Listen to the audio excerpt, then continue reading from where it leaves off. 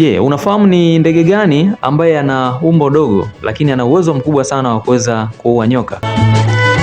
Huyu ndege anafahamika kwa jina la mbiu nyika kwa lugha ya Kiswahili, lakini anafahamika kwa jina la roadrunner kwa lugha ya Kiingereza.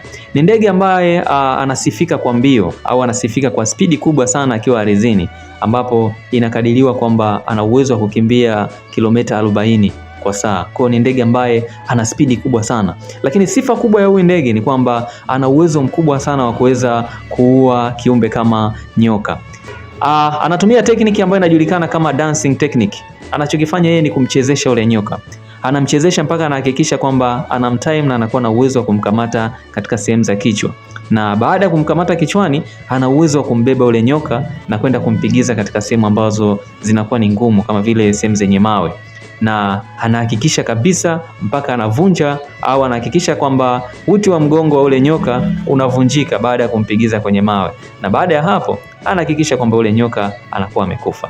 Huyu anafahamika kwa jina la mbiu nyika au tunasema roadrunner. Kwa hiyo wengi walikuwa wanaamini kwamba tai ndo ndege pekee ambaye ana uwezo mkubwa sana wa kuua nyoka, lakini hapana. Kuna huyo ndege ambaye anafahamika kwa jina la mbiu nyika. Usikose kulike, kukomenti na kusubscribe account yetu ili uendelee kupata video nyingi sana kuhusiana na viumbe tofauti tofauti.